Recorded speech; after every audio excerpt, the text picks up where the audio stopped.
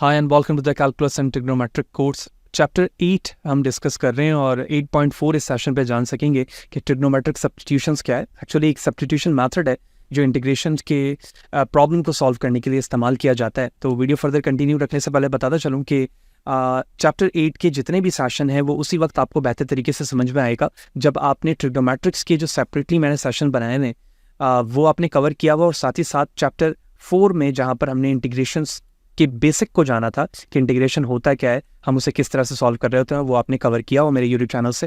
तो ये प्रॉपर्ली चीज़ें समझना आपके लिए बहुत बेहद आसान होंगी, आई एम प्रीटी श्योर। तो इससे रिलेटेड प्रीवियसली तमाम वीडियोस मेरे यूट्यूब चैनल पे मौजूद है। फहद हुसैन CS से सर्च करने के बाद आप मेरे यूट्यूब चैनल पर आएंगे, इसके प्लेलिस्ट पर जाएंगे जहाँ डिफरेंट डिसिप्लिन्स की वीडियोस मौजूद हैं। विथ ईज आप इन तमाम को वॉच कर सकते हैं, जबकि इन वीडियोस पे इस्तेमाल होने वाले content related material which mean presentation, slide code, ये तमाम चीज़ें मेरे ब्लॉग fahadhusaincs.blogspot.com पर है। तमाम मटेरियल को फ्रीली डाउनलोड करके यूज़ किया जा सकता है। तो चैनल पर अगर नए हो, चैनल को सब्सक्राइब नहीं किया तो ज़रूर सब्सक्राइब करें ताकि इसी तरह की चीज़ें बर वक्त आसानी के साथ आपको मिलती रहें। वीडियो को लाइक करें, ज़्यादा लोगों को शेयर करें अगर आप आर प्रोग्रामिंग पे इंटरेस्ट रखते हैं, specially for the data science and machine learning concept. So Udemy पे इस वक्त ये 10 घंटों से ज़्यादा टाइम ड्यूरेशन पर मुश्तमिल कोर्स लाइव है। आई एम प्रीटी श्योर कि अगर आप ये कोर्स यहाँ से मुकम्मल करते हैं तो you can start your career as a data scientist and expert in any form.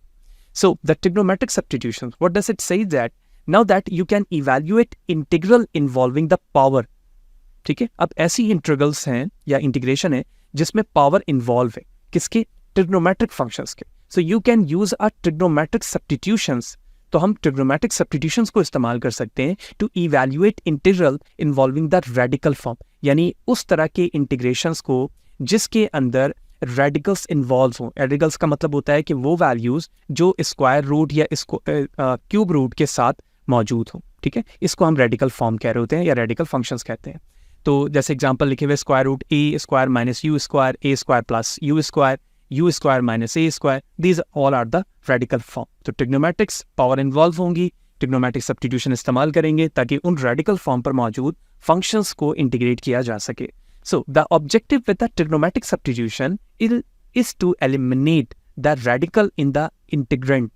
तो जो इंटीग्रेंट में रेडिकल फॉर्म है, ट्रिग्नोमेट्रिक सब्स्टिट्यूशन मकसद ही यही है कि उसे हमें एलिमिनेट करना है, ख़त्म करना है। So you can do this by using a Pythagoreans identities. तो ट्रिग्नोमेट्रिक्स में हमने पाइथागोरियन आइडेंटिटीज़ को भी डिस्कस किया है, क्या हैं, कैसे आते हैं, ठीक है। जिसमें से कुछ एग्जाम्पल यहाँ लिखी हुई हैं, जैसे कॉस स्क्वायर को वन माइनस साइन स्क्वायर पे लिखा जा सकता है, सेक को 1 + tan स्क्वायर पे लिखा जा सकता है, और tan स्क्वायर को सेक स्क्वायर थीटा -1 के फॉर्म पे लिखा जा सकता है। For example a is greater than 0 here, so let u equal to a sin theta, where the domain are which mean the theta values between minus pi upon 2 to positive pi upon 2। Based on this, जो question है वो इस तरह से लिखा हुआ है, square root A square minus U square. तो क्या मैं इस यू स्क्वायर को based on the assumption A square sine square theta लिख सकता हूँ ना भाई, क्योंकि ये एजम्पशन थी, ठीक है। जब मैंने इसे इस तरह से लिखा तो मैं ए स्क्वायर कॉमन लेकर लिख सकता हूँ 1 माइनस साइन स्क्वायर, और अभी हम ऊपर देख रहे हैं कि 1 minus sine square here it is बराबर है कॉस स्क्वायर के। तो A square cos square theta, इस स्क्वायर से स्क्वायर रूट कैंसिल हो गया and that is equal to A cos theta. तो इसकी वैल्यू ए कॉस थीटा की आएगी, where the theta is greater than 0 because the theta is between minus pi upon 2 positive pi upon. तो अभी तक हमने जाना कि सब्स्टिट्यूशंस, ट्रिग्नोमेट्रिक सब्स्टिट्यूशंस क्या है और किस मकसद के लिए हम इसे इस्तेमाल कर रहे होते हैं। अब कुछ ट्रिग्नोमेट्रिक सब्स्टिट्यूशंस के बेसिक रूल्स लिखे हुए हैं, जबकि ए की वैल्यूज जो है वो यहाँ पर ग्रेटर देन 0 कंसीडर की जाएगी, which mean positive integer. So for integral involving A square minus U square whole to the power square root, let U equal to sine theta. तो ट्रिग्नोमेट्रिक्स में हम राइट एंगल ट्राइंगल को discuss कर रहे होते हैं। तो इस वक्त राइट एंगल ट्राइंगल पे जो दो साइड्स हैं हमारी, ठीक है, यानी दिस वन हाइपोटेन्यूस और this side and A and U, and the resultant which mean base side is equal to A square minus U square, ठीक है। तो इसकी वैल्यूज ए कॉस थीटा के बराबर होगी, जो अभी हमने प्रूफ किया है यहाँ पर, ठीक है। जो अभी हमने यही प्रूफ किया ना भाई, ये इसके बराबर है, ठीक है। बिल्कुल इसी तरह से अगर इंटीग्रल ए स्क्वायर प्लस यू स्क्वायर के बराबर है तो राइट एंगल ट्राइंगल के फॉर्म पर ये वाली जो साइड जो है वो इसके बराबर होती है। तो इसको जब आप प्रूव करेंगे सेम फॉर द रूल्स, जबकि यू आप ए tan थीटा लेंगे, बिल्कुल सेम लॉजिक इस्तेमाल होगी जो यहाँ पर इन्होंने एग्जाम्पल में डिस्कस की। तो इसके बिहाफ पर ये ए सेक थीटा के बराबर होगा, जबकि you square minus A square को आप यूज़ करेंगे यू के साथ ए सेक, तो इसका जो बेसिक वैल्यूज़ होगी वो यहाँ पर आएगी, और जब आप इसे सॉल्व कर रहे होंगे तो एक पीस वाइज इक्वेशन बनेगी। पीस वाइज इक्वेशन इसे कहा जाता है जिसमें मल्टीपल्स कैटेगरीज वैल्यूज़ की लिखी हुई होती है। तो जब आप इसे सॉल्व करेंगे तो ए साइन थीटा उस वक्त आएगा जब यू की वैल्यूज़ ग्रेटर देन ए हो और डोमेन वैल्यू 0 से π/2 के दरमियान हो। माइनस ए थीटा उस वक्त आएगा जब यू की वैल्यू लेस देन हो माइनस ए से, जबकि जो थीटा है वो π/2 to पाई के दरमियान मौजूद हो। That's a very important thing. Okay, तो हमने बेसिक रूल जान लिया, ट्रिग्नोमेट्रिक सब्स्टिट्यूशन को समझ लिया। एग्जाम्पल शुरू करते हैं। एग्जाम्पल नंबर 1 है find D X divide by X square root 9 minus X square. तो ये फॉर्म देखते ही हमने पहचान लिया कि ये यहाँ पर किस फॉर्म पे भाई, रेडिकल फॉर्म पे है, और इसे हमें सब्स्टिट्यूशन के जरिए से क्या करना है, एलिमिनेट करना है, खत्म करना है। Okay, note that none of the basic integration rule applies here. ठीक है, बेसिक जो रूल्स हैं वो अप्लाई नहीं हो सकते। Now to use a trigonometric substitution you should observe that square root 9 square minus X square is the form of A square minus U. That's a very important thing. 3 का square minus X square लिख सकता हूँ ना मैं इस तरह से, बिल्कुल ठीक है। तो अब मैंने क्या किया, so you can use a substitution X equal to A sine theta, ठीक है, वेयर ए इक्वल टू 3। तो ए जब 3 के बराबर हो गया तो एक्स की वैल्यू डायरेक्टली हो गई 3 साइन थीटा के। Using differentiation and the triangle shown in 8.6 based on this value, हमने ट्राइंगल को भी प्लॉट कर लिया यहाँ पर, क्योंकि ये जो है वो ए स्क्वायर माइनस यू स्क्वायर है, और ए स्क्वायर माइनस यू स्क्वायर को अगर आप देखो तो वो ये, ठीक है, ए स्क्वायर माइनस यू स्क्वायर, ठीक है, सॉरी ये ए स्क्वायर माइनस यू स्क्वायर। तो बेस्ड ऑन दिस हमने डी एक्स निकाला, यानी जब ये ए एक्स है, सॉरी एक्स है ओनली 3 साइन थीटा, तो डी एक्स ये वैल्यूज आ गई। ठीक है, जब मैंने स्क्वायर रूट लिया तो ये 3 कॉस थीटा के बराबर आ गया, और इसका स्क्वायर जो होगा वो 9 साइन स्क्वायर थीटा के बराबर हो। ठीक, अब हम डायरेक्ट सब्स्टिट्यूट कर रहे हैं वैल्यूज को। तो जब मैंने एक्स 3 साइन थीटा लिया था तो इसकी वैल्यू डी एक्स पे ये आई थी, तो डी एक्स में यही वैल्यूज लिख दी। ठीक है, एक्स स्क्वायर को जब मैं सेपरेट करूंगा सिर्फ, तो ये हो जाएगा 9 साइन स्क्वायर थीटा, जबकि 9 माइनस एक्स स्क्वायर बराबर होगा 3 कॉस थीटा की। तमाम वैल्यू सब्स्टिट्यूट कर लिया गया, कॉन्स्टेंट सेपरेट कर लिया गया, cos D x D theta ऊपर रहा, साइन स्क्वायर सिर्फ बच जाएगा क्योंकि कॉस से ये कॉस कैंसिल हो जाएगा। 1/cos सेक के बराबर होता है सेक स्क्वायर को इंटीग्रेट करूंगा कॉट के बराबर आ जाएगा। कॉट का ये फॉर्मूला ये जो है, अब यहाँ पर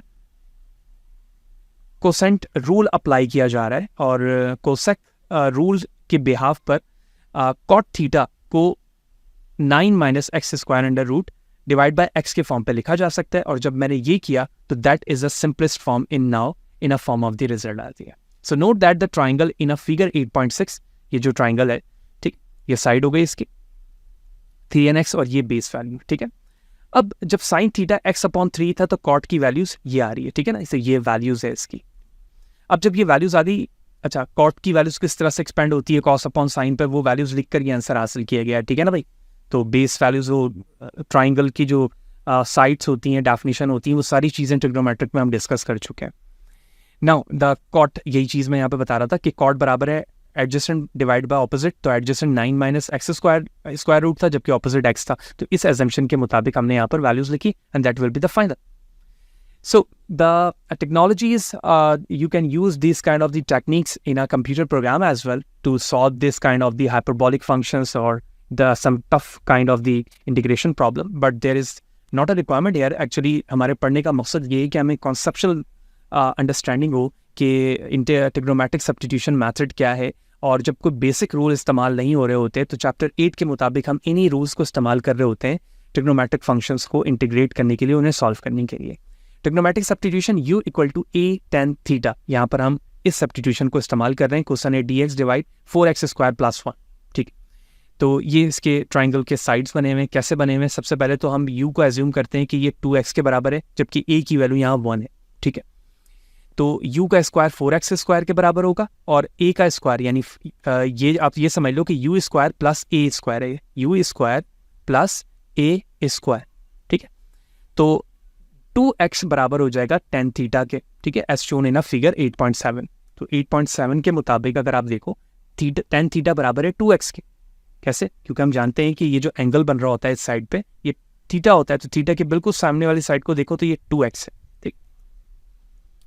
अब जब सारी वैल्यूज हमने एज्यूम कर ली तो based on this x dx बराबर हो जाएगा 1/2 sec square theta D theta के, और sec थीटा सिर्फ बराबर हो जाएगा सेक थीटा सिर्फ बराबर हो जाएगा square root of 4x square plus 1 के। That's it. वैल्यूज सब्स्टिट्यूट करना शुरू करूंगा। जो dx है उसकी जगह पर मैं लिख सकता हूँ 1/2 सेक स्क्वायर, यही लिखा। 4x स्क्वायर प्लस 1 की जगह सेक लिखा जाएगा। सेक से ये स्क्वायर कैंसिल हो जाएगा, सिर्फ सेक थीटा बच जाएगा। सेक थीटा को इंटीग्रेट करूंगा, रूल के मुताबिक ln सेक x प्लस 10x लिखा जाएगा। और हम जानते हैं कि बैक सब्स्टिट्यूशन जब करूंगा, और सब्स्टिट्यूशन इनिशियली और बैक का मतलब ये होता है कि उसकी जगह वापस वैल्यूज, तो सेक किसके बराबर है? Square root 4x square plus 1 के। तो ये बैक किया गया, इसकी वैल्यूज दोबारा लिख दी गई, and that will be the final steps after the back substitutions. Hope you understand. The next example 3, trigonometric substitution rational power. ठीक है, रैशनल यहाँ पर पावर मौजूद है। पहले तो हमारी बात ये हुई थी कि हम रेडिकल फॉर्म के बेसिक को यूज करते हैं, लेकिन रेडिकल फॉर्म तो है लेकिन रैशनल पावर के फॉर्म पर मौजूद है। ठीक है, तो रैशनल का मतलब है p/q पे वो वैल्यूज मौजूद है। तो begin by writing x square plus 1 power 3/2, क्योंकि डेनोमिनेटर पे यही वैल्यूज है, तो इसे हम एज x स्क्वायर प्लस 1 इस फॉर्म पे भी लिख सकते हैं। बोथ आर द सेम, यानी 1/2 प्लस 3 को 3/2 लिखा जा रहा होता है। The both are the same. Then let a equal to 1 and u equal to x which is equal to tan theta. तो a यहाँ पर 1 है, u जो है वो x के बराबर है, और x यहाँ पर tan थीटा के बराबर है according to the right angle triangle. यहाँ पर हम देख रहे हैं, ठीक है, ये थीटा वैल्यूज होती है, तो x इसके बिल्कुल सामने वाली साइड है, यही चीज़ यहाँ पे लिख के दिखाई जा रही है। जब हम x का यानी tan थीटा का dx निकालेंगे, इंटीग्रेट डेरिवेटिव करेंगे, तो sec स्क्वायर आ जाएगा। इसका मतलब ये हुआ कि sec थीटा सिर्फ बराबर हो जाएगा square root x square plus 1 के। सब्स्टिट्यूट किया हमने वैल्यूज को सिंपली, ये स्क्वायर है तो ये इसको कैंसिल कर देगा। 1/sec बराबर होता है cos के, cos को इंटीग्रेट किया गया, इंटीग्रेट करके बैक सब्स्टिट्यूशन किया, बैक सब्स्टिट्यूशन पे this will be the final values और the integration of this trigonometric values. You will understand. Next one, converting the limit of the integration. अब हमारे पास रेडिकल फॉर्म अपर वैल्यूज पे तो मौजूद है, लेकिन साथ ही साथ अपर एंड लोअर लिमिट का भी इसमें इस्तेमाल किया जा रहा है। ठीक है, as we know the two types of the limit, definite and indefinite integral. So ऊपर जो वैल्यूज है x स्क्वायर माइनस 3 के फॉर्म पर है। अब यहाँ पर अगर आप देखो कि अगर मैं इस वैल्यूज को इस फॉर्म पे लाना चाह रहा हूँ, तो you can consider u equal to x and a equal to square root of 3, ताकि स्क्वायर किया जाए तो 3 कैंसिल हो सके। तो मैं कह सकता हूँ x minus u minus a square. तो जब मैं u को x और a को स्क्वायर रूट ऑफ 3 ले रहा हूँ, तो x बराबर हो जाएगा square root of 3 sec x या sec थीटा। तो बेस्ड ऑन दिस जब मैं डेरिवेटिव करूंगा x का, तो ये dx आ जाएगा, और सिंपली x स्क्वायर माइनस 3 बराबर हो जाएगा स्क्वायर रूट यानी x tan थीटा के। तो x की वैल्यूज यहाँ पर 3 स्क्वायर रूट ऑफ 3 जो है वो लिख दिया। ठीक है, so now that's a very important thing to determine the upper and lower limit of the integration. Use the substitution x equal to, x की वैल्यूज मुझे यहाँ पे सब्स्टिट्यूट करके लिखनी होगी कि वो बराबर है square root of 3 sec theta के, एज फॉलोज। तो limit x equal to this, तो sec थीटा बराबर हो गया 1 के, तो थीटा की वैल्यूज 0 हो गई। और अपर लिमिट x की वैल्यू जब 2 है, तो sec स्क्वायर बराबर sec थीटा बराबर जाएगा 2/3, तो थीटा की वैल्यूज आ जाएगी π/6। यानी यहाँ पर एक थीटा 0 मिला और एक थीटा हमें π/6 मिला। तो इस √3 और 2 को कन्वर्ट करके 0 एंड π/6 कर दिया गया। ठीक है, जितनी भी सब्स्टिट्यूशंस की वैल्यूज थी square root of x square minus 3 के मुताबिक, जो हमने ऊपर एजम्पशंस किए थे, I am going to zoom out now. ठीक है, और इस एजम्पशन के मुताबिक अगर आप बगौर ऊपर देखें, तो जहां पर square x square minus 3 square root था, उसकी जगह पर x tan theta, x dx and d theta लिखा गया और डिवाइड बाय x की वैल्यूज। ये तमाम वो एजम्पशन की वैल्यूज है जो ऊपर मौजूद थी। ठीक है, इंटीग्रेट करना शुरू किया, इंटीग्रेट के रूल्स अप्लाई किए गए, upper and lower limit apply किया गया, and that will be the values of the approximated under the curve of based on the limit 0 to π/6, that is equal to 0.0931। Hope you understand the assumptions, the basic rules of the substitution into the trigonometric functions. Okay, the special trigonometric formulas, that's a very important thing need to memorize. कि कुछ trigonometrics के formulas होते हैं जो हमें याद रखना होता है, जो inverse trigonometrics में पढ़ते हैं हमने। ठीक है, वैसे हमने inverse trigonometric भी कवर किया हुआ है, और वहाँ पर मैंने इन formulas को एक दफ़ा बताया है। मैं दोबारा यहाँ पर based on the chapter 8 repeat कर देता हूँ कि a square minus u square बराबर होता है 1/2 a स्क्वायर साइन इनवर्स। ये आर्क साइन लिखा हुआ है, इसका मतलब होता है sine inverse u/a plus u square root a square minus u square plus c। u square minus a इस फॉर्मेट पे इस फॉर्मूले के बराबर होगा, और u square plus a square बराबर होगा इस फॉर्मूले के रिस्पेक्ट से। ठीक है, तो this is the theorem 8.2, the special integration formulas when A is greater than 0। तो इस तरह के जब टेक्निकल कुछ क्वेश्चंस आएंगे या आते हैं तो हमें इन फार्मूलाज का पता होना बेहद ज़रूरी है, क्योंकि जब फार्मूलाज पता होगा तो हम टेक्निकली उस प्रॉब्लम को आसानी से सॉल्व कर सकें। That's the last page of this session, जिसमें एप्लीकेशन की एग्जाम्पल बताई जा रही है कि हम इस सब्स्टिट्यूशन मेथड को एज अ एग्जाम्पल कैसे इस्तेमाल कर सकते हैं। So the find the arc length of the graph the function 1/2 x square. हमें आर्क लेंथ मालूम करनी है। आर्क लेंथ का मतलब ये होता है कि अगर कोई फंक्शन है तो यहाँ से यहाँ तक मेरे पास आई थिंक कि अगर मुझे कहा जाए कि इसकी लेंथ मालूम करो तो इसे हम आर्क लेंथ कहते हैं। ठीक है, ये चीज़ें भी हम सेपरेट सेशन पे डिस्कस कर चुके हैं, यहाँ पर सिर्फ एप्लीकेशन बताया जा रहा है उसका। तो फ्रॉम x = 0 एंड x = 1, ठीक है, तो x 0 से 1 तक के जो आर्क की वैल्यूज़ है वो हमें मालूम करना है। तो फंक्शन को विजुलाइज दिखाया गया है यहाँ पर, ये 0 से 1 है, तो ये इसकी स्टार्टिंग एंड एंडिंग रेंज हो गई। तो आर्क की लेंथ का फॉर्मूला होता है 1 + फर्स्ट डेरिवेटिव का स्क्वायर dx स्क्वायर रूट, जबकि जो अपर एंड लोअर लिमिट है वो 0 to 1 अप्लाई किया गया। ठीक है, अगर आप 1/2 का सेकंड डेरिवेटिव निकालेंगे तो वो x स्क्वायर आएगा, सिंपल x स्क्वायर dx लिखा गया। ठीक है, और x स्क्वायर के बाद 1 + x स्क्वायर बराबर होता है sec क्यूब के। sec क्यूब का इंटीग्रल निकाला गया। इंटीग्रल बिल्कुल देखो वही वैल्यूज लिखी है मैंने जो sec क्यूब के रूल में मौजूद थी। जब मैंने रूल लिखा, अपर लोअर लिमिट अप्लाई की, and that is the approximated values 1.148, which mean the length of this arc will be 1.148 unit. Hope you understand. And the last example 6 here, the comparing the two fluid forces, यानी हम दो fluid forces को compare कर रहे हैं। तो compare करने के लिए हमें टेक्निकली क्वेश्चंस को पहले अंडरस्टैंड करना पड़ेगा कि एक्चुअली ये ऑयल के पे जो ऑब्जेक्ट मौजूद है वो किस तरह से टेक्निकली इस एप्लीकेशंस को यूज़ कर रही है। ओके, सो क्वेश्चन को समझते हैं। I am going to zoom it now first. Question लिखा हुआ है a sealed barrel of oil weighing 48 pounds per cubic feet, यानी पर क्यूबिक फीट 48 पाउंड्स जो है वो सील्ड बैरल ऑयल का वजन है। इस फ्लोटिंग जो कि फ्लोट कर रहा है in a sea water weighing 64 pound per cubic foot. ठीक है, ओके, क्वेश्चन समझते हैं। A sealed barrel of oil weighing 48 pounds per cubic foot is floating in a sea water weighing 64 pounds per cubic foot as shown in a figure 8.12 and 8.13. The barrel is not completely full of the oil. तो एक barrel है जो कि weighing 48 pound per cubic feet पे मौजूद है और सी water पर वो 64 पाउंड पर क्यूबिक फुट के मुताबिक वेव कर रहा है। फिगर 8.3 पर इसे दिखाया जा रहा है। अगर मैं इसकी इमेज को शो करूँ तो ये कुछ यूँ है। ये बैरल है कुछ इस तरह शेप पर। ठीक है, और ये कम्प्लीटली फिल नहीं है जो कि क्वेश्चन में आगे बताया जा रहा है। तो आप आउटर यानी टॉप एरिया को देखो तो ये कुछ एरिया है इसके ऊपर का जो हमें खाली दिख रहा है। ठीक है ना, ये नॉट दिए। ठीक है, सो आगे क्वेश्चन में बताया जा रहा है कि with the barrel lying on the side the top 0.2 foot of the barrel is empty. तो हमें कंपेयर करना है द फ्लूइड फोर्स, उस फ्लूइड के फोर्स के जो कि against of the one side of the barrel है from the inside and out and the from the outside, यानी इनसाइड एंड आउटसाइड से क्या फोर्स उस फ्लूइड का उस पर अप्लाई हो रहा है उसके कंपैरिजन हमें बताना है।